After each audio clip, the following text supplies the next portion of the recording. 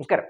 വയനാട് ദുരന്തവുമായി ബന്ധപ്പെട്ട് സർക്കാർ നടത്തിയ പ്രവർത്തനങ്ങളെ വലിയ തോതിൽ തന്നെ അഭിനന്ദിച്ചുകൊണ്ട്, വലിയ രീതിയിൽ തന്നെ അതൊരു മാതൃകയാണെന്ന് പറഞ്ഞുകൊണ്ട് നിരവധി ആളുകൾ രംഗത്തേക്ക് വരുന്നു. കേരളം ഒറ്റക്കെട്ടായി ഈ സർക്കാരിനെ പറ്റി മാത്രം സംസാരിക്കുന്നു. ദേശീയ മാധ്യമങ്ങളിൽ കേരളം വീണ്ടും മാതൃകയാകുന്നു എന്ന് പറയുന്നു.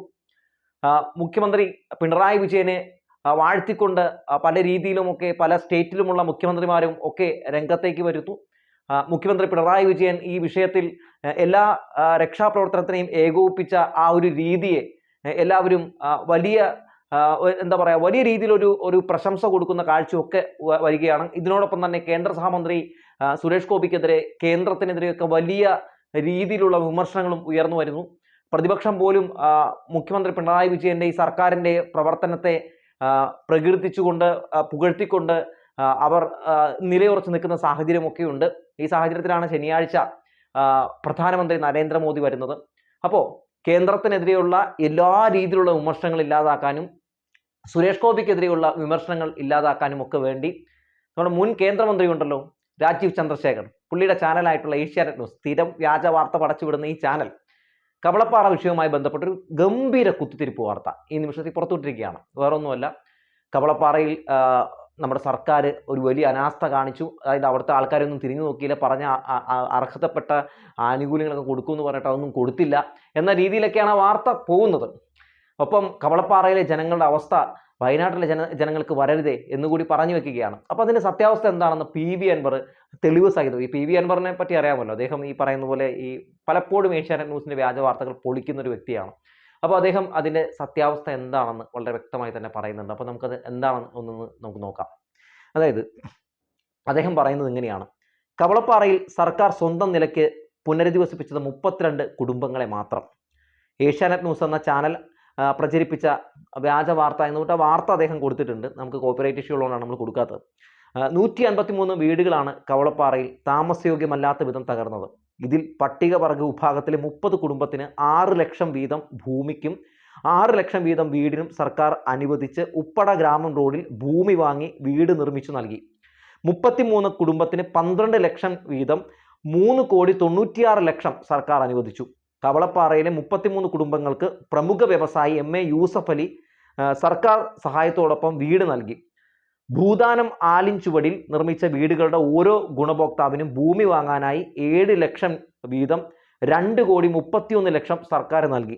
വീടുകൾ താമസയോഗ്യമല്ലെന്ന ജിയോളജി വകുപ്പിന്റെ റിപ്പോർട്ടിന്റെ അടിസ്ഥാനത്തിൽ കണ്ടെത്തിയ ബാക്കി വരുന്ന 87 കുടുംബങ്ങൾക്ക് ഭൂമി വാങ്ങി വീട് നിർമ്മിക്കാൻ 10 ലക്ഷം വീതം 8,70,00,000 സർക്കാർ നൽകി.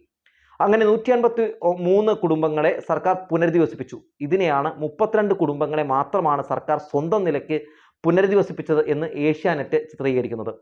ഏഷ്യാനെറ്റ് ന്യൂസ് ചാനൽ അധികൃതർക്ക് കവളപ്പാറയിലെത്താം, നേരിട്ട് ഈ വിവരങ്ങൾ പരിശോധിക്കാം. ഈ വ്യാജ വാർത്ത ചെയ്ത റിപ്പോർട്ടറെ കൂടെ കൂട്ടരുതെന്ന് മാത്രമെന്നാണ് PV അൻവർ പറഞ്ഞിരിക്കുന്നത്. ഇത് ബോധപൂർവം തന്നെ പുറത്തുവിട്ടൊരു വാർത്തയാണ്. അതായത് നമുക്കറിയാമല്ലോ, ഈ വിഷയവുമായി ബന്ധപ്പെട്ട് കേന്ദ്രം വയനാട് വിഷയത്തിൽ മരിച്ചവർക്ക് 2 ലക്ഷം രൂപ പ്രഖ്യാപിച്ചിട്ടുണ്ട്, പരിക്കേറ്റവർക്ക് 50,000 രൂപ പ്രഖ്യാപിച്ചിട്ടുണ്ട്.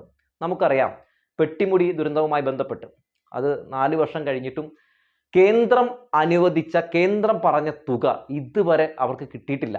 അപ്പോൾ അതൊക്കെ ഈ നിമിഷത്തിൽ വലിയ ചർച്ച ചെയ്യപ്പെടുന്നുണ്ട്. ഒപ്പം സർക്കാർ പ്രഖ്യാപിച്ച എല്ലാ ധനസഹായങ്ങൾ അടക്കമുള്ള കാര്യങ്ങളൊക്കെ ചെയ്തു കൊടുത്തിട്ടുമുണ്ട്. അപ്പോൾ കേന്ദ്രത്തിൻ്റെ ഈ പ്രഖ്യാപനങ്ങളൊക്കെ വെറും ഗിമ്മിക്ക് പ്രഖ്യാപനമാണ് എന്ന് ജനങ്ങൾ മനസ്സിലാക്കിയിരിക്കുകയാണ്. അപ്പോൾ വയനാട് സന്ദർശിക്കാൻ വരാൻ നേരത്ത് ഓട്ടോമാറ്റിക്കലി വലിയ പ്രതിഷേധങ്ങളൊക്കെ ഉയരാനുള്ള സാധ്യതയുണ്ട്.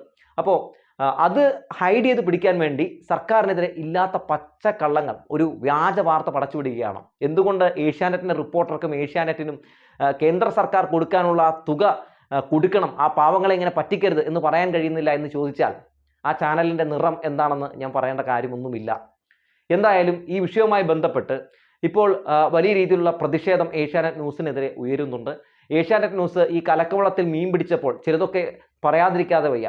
അതായത് വയനാട്ടിലെ ജനങ്ങൾ വലിയ പ്രതീക്ഷയിലാണ്. വലിയൊരു ദുരന്തം കഴിഞ്ഞ് ഉറ്റവരും ഉടയവരും ഒക്കെ നഷ്ടപ്പെട്ട് ഒരു പുനരധിവാസത്തിന് വേണ്ടി അവർ പ്രതീക്ഷയുടെ ഒരു നാമ്പുമായി അവർ ഇങ്ങനെ നോക്കി നിൽക്കുകയാണ്. ആ സാഹചര്യത്തിൽ സർക്കാർ പറയുന്ന വാഗ്ദാനങ്ങളൊന്നും കിട്ടില്ല കേട്ടോ എന്നൊരു തെറ്റിദ്ധാരണ വളർത്തിക്കൊണ്ട്, അവരെ പാനിക്കാക്കിക്കൊണ്ട്, അവരെ ഒരു വല്ലാത്തൊരു മാനസികാവസ്ഥയ്ക്ക് തള്ളിവിടാൻ വേണ്ടി കാണിക്കുന്ന ഈ ഒരു അധാർമിക മാധ്യമ പ്രവർത്തനമുണ്ടല്ലോ, ഈ പോക്സോ നെറ്റിൻ്റെ ഭാഗത്ത് നിന്ന് വരുന്നത്, അത് തീർത്തും നമ്മുടെ നാടിന് അപമാനമാണ്.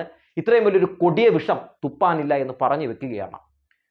ഈ വിഷയവുമായി ബന്ധപ്പെട്ട് നമ്മുടെ സർക്കാർ അതായത് അവർക്ക് വേണ്ടതെല്ലാം ചെയ്തു കൊടുക്കുമെന്ന് പറഞ്ഞിട്ടുണ്ട്. അതായത് ദുരിതബാധിതരായിട്ടുള്ള ആളുകൾക്ക് സ്ഥലം കണ്ടെത്തി അവർക്ക് വീട് വെച്ചു കൊടുത്ത് അവർക്ക് വേണ്ടിയുള്ള എല്ലാ സഹായങ്ങളും ചെയ്യുമെന്ന് ഇന്നലെ മുഖ്യമന്ത്രി പിണറായി വിജയനും പറഞ്ഞതാണ്. അപ്പോൾ അതിനുവേണ്ടിയുള്ള എല്ലാ കാര്യങ്ങളും ചെയ്തുകൊണ്ടിരിക്കുകയാണ്. ദുരിതാശ്വാസ നിധിയിലേക്ക് ഇപ്പോൾ ഫണ്ട് പിരിച്ചുകൊണ്ടിരിക്കുകയാണ്. അപ്പോൾ ഇത്തരത്തിലൊരു വാർത്ത വരുമ്പോൾ മുഖ്യമന്ത്രി ദുരിതാശ്വാസ നിധിയിലേക്ക് ഫണ്ട് ഇടുന്ന ആൾക്കാരുടെ എണ്ണം കുറയും. അതുവഴി വയനാട്ടിലെ ജനങ്ങൾക്ക് അർഹതപ്പെട്ടതൊക്കെ കിട്ടാതിരിക്കുകയും ചെയ്യും. അങ്ങനെ വരുമ്പോൾ നമ്മുടെ ഏഷ്യാനെറ്റ് ന്യൂസിനൊക്കെ, അത് ഏഷ്യാനെറ്റ് ന്യൂസ് എന്ന് പറയുന്ന ഇതുപോലുള്ള കുറേ ക്ഷുദ്രജീവികളുണ്ട്, അവർക്കൊക്കെ വലിയ സന്തോഷമാവും. അതാണ് ഇവരുടെ പ്രധാനപ്പെട്ട കാര്യം എന്ന് പറയുന്നത്.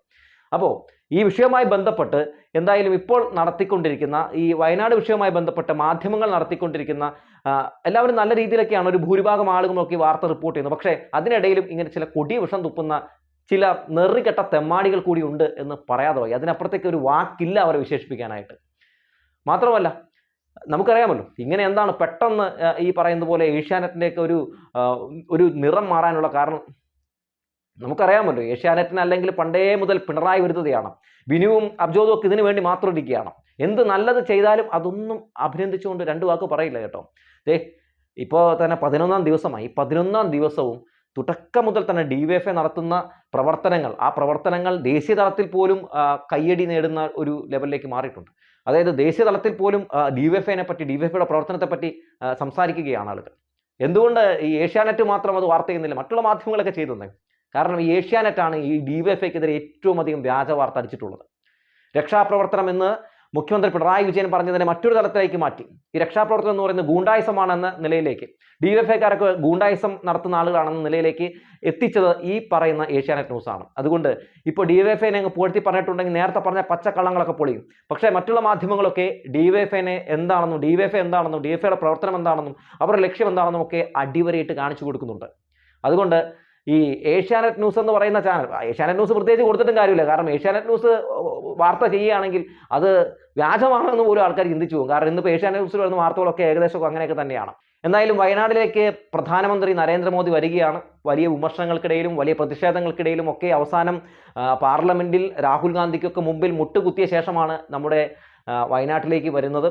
ഇന്ത്യ മുന്നണി അതിശക്തമായി ശബ്ദമുയർത്തിയപ്പോഴാണ് ഇങ്ങോട്ടേക്ക് വരാനായിട്ട് എന്തായാലും തമ്പ്രാന് മനസ്സ് തോന്നിയത്.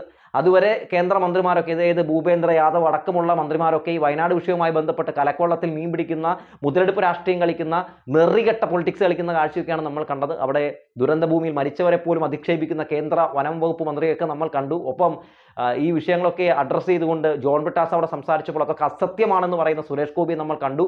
എന്തായാലും ഇവരൊക്കെ വരികയാണ്. ഇതൊരു ദേശീയ ദുരന്തമായി പ്രഖ്യാപിക്കണമെന്ന കേരളത്തിൻ്റെ ആവശ്യം ഇതുവരെ അംഗീകരിച്ചു കൊടുക്കാൻ, അല്ലെങ്കിൽ അത് നമുക്ക് അങ്ങനെ പ്രഖ്യാപിക്കാം എന്ന് പറയാൻ ഇതുവരെ കേന്ദ്രത്തിന് കഴിഞ്ഞിട്ടില്ല. കേന്ദ്ര സഹമന്ത്രിയായിട്ടുള്ള സുരേഷ് ഗോപിക്കും ഒരു ഉറപ്പ് നൽകാനോ അല്ലെങ്കിൽ ആ വിഷയവുമായി ബന്ധപ്പെട്ടൊരു വ്യക്തമായ മറുപടി പറയാനും കഴിഞ്ഞിട്ടില്ല. എന്തായാലും ശനിയാഴ്ച നടത്തുന്ന ഈ സന്ദർശനത്തിലൂടെ ഇതൊരു ദേശീയ ദുരന്തമായിട്ട് പ്രഖ്യാപിക്കട്ടെ. ആ പാവങ്ങൾക്ക് അർഹമായതെല്ലാം കിട്ടട്ടെ. ഇത്തരത്തിൽ അർഹമായ കാര്യങ്ങളൊക്കെ കിട്ടട്ടെ എന്ന് പറയുന്നതോടൊപ്പം തന്നെ പ്രഖ്യാപിക്കുന്നതൊക്കെ കൊടുക്കണം എന്നുകൂടി പറയുകയാണ്. ഇന്ത്യ മുന്നണി ഇപ്പോൾ നല്ല സ്ട്രോങ് ആയതുകൊണ്ട് നരേന്ദ്രമോദിക്ക് പഴയതുപോലെയൊക്കെയുള്ള ഗിമ്മിക്ക് നമ്പറൊന്നും എന്തായാലും ഇറക്കിൽ നടക്കില്ല. ഒപ്പം നേരത്തെ പെട്ടിമുടിയിൽ പ്രഖ്യാപിച്ച പൈസ കൂടി കിട്ടുന്നതിന് വേണ്ടി ഇന്ത്യ മുന്നണി അതിശക്തമായി തന്നെ പാർലമെന്റിൽ ശബ്ദം ഉയർത്തണം എന്നുകൂടി ഓർമ്മപ്പെടുത്തുകയാണ്. നാളത്തെ ദിനം മോദിക്കും വളരെ നിർണായകമാണ്. നല്ല വയനാട്ടിലെ ജനങ്ങൾക്ക് അവർക്ക് ആശ്വാസം പകരുന്ന ഒരു പ്രഖ്യാപനം അവിടെ നടത്തിയില്ലെങ്കിൽ നരേന്ദ്രമോദിയുടെയും സുരേഷ് ഗോപിയുടെയും ഒക്കെ നിലനിൽപ്പ് വലിയ പ്രതിസന്ധിയിലാകുമെന്ന കാര്യത്തിൽ ഒരു തർക്കവുമില്ല. അതുകൊണ്ട് വ്യക്തമായ പ്ലാനിങ്ങിലൂടെ തന്നെയാകാം മോദി വരിക. ഫോട്ടോഷൂട്ടൊക്കെ നടത്തിക്കൊള്ളൂ, സ്ഥിരം എല്ലായിടത്തും നടത്തുന്ന ഒരു പരിപാടിയാണെന്ന് അറിയാം. പക്ഷേ ഫോട്ടോഷൂട്ടിനപ്പുറത്തേക്ക് അവർക്ക് അർഹമായ കാര്യങ്ങൾ ചെയ്ത് കൊടുത്തേ പറ്റൂ. കാരണം അതിനു വേണ്ടിയാണ് നിങ്ങൾ ആ കസേരയിൽ ഇരിക്കുന്നത് എന്ന് ഓർമ്മപ്പെടുത്തിക്കൊണ്ട് നിർത്തുകയാണ്.